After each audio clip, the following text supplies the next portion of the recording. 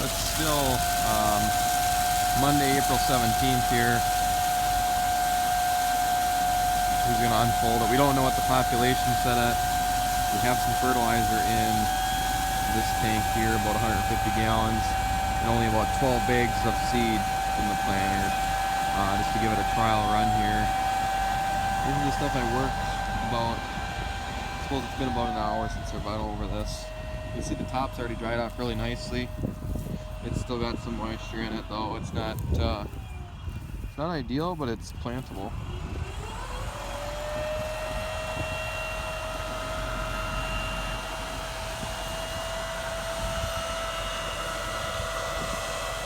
Normally we pull a 1,000-gallon liquid tank, but we figure while we're trying to make sure everything works, we'll just put it in the tank that's on there. It's really easy. You just switch a pipe hose right there and plug it into the tank instead of the one that's on board. It'll be especially nice because these new electric meters, they don't like it when they get wet. So we're gonna try to pull this back in the shed tonight before we get that 7/10 of rain. It won't fit when we pull a big tank behind it, and then it's a lot more difficult to pull it in and back it out. I should say it's easy to pull in, but once you got to back it out, then it gets real interesting. So we're just trying to figure out the controls. We're not gonna go crazy today. Just trying to make everything's hooked up right, wired up right. There's some software updates that he had to do on the iPad on the tractor.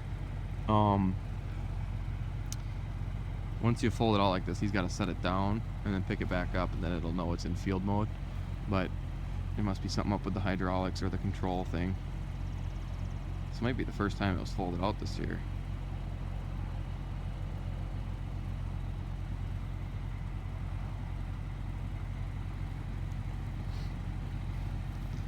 So I didn't explain it very well in the one video, but this wheel here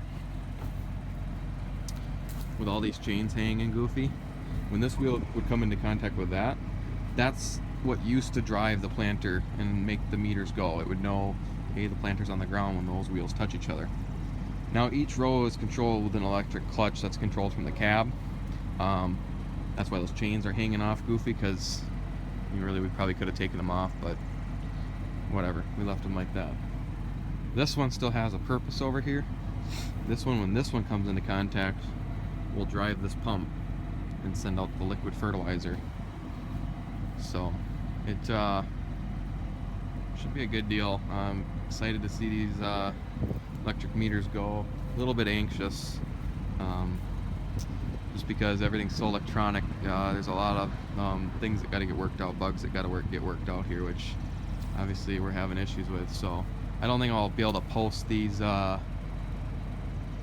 spline together from my phone very nicely, but that's okay because it's gonna be wet all week, and I'll just post them like one a day or something, and they'll be a little shorter. But once we get rocking and rolling, I'll have longer videos.